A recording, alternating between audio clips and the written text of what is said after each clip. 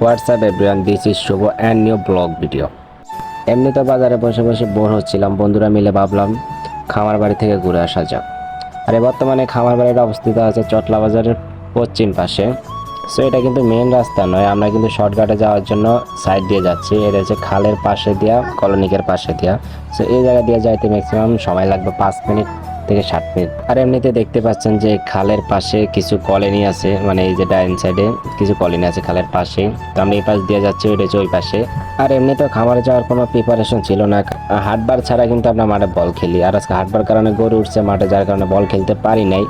So বন্ধুরা মিলে আড্ডা দেওয়ার জন্য আমরা খামারে যাচ্ছি। আর খামারের কিছু দৃশ্য আপনাদেরকে দেখাবো, মানে সেই সুন্দর দৃশ্য। বলোকে একটা অসাধারণ জিনিস মিস হইতেছে।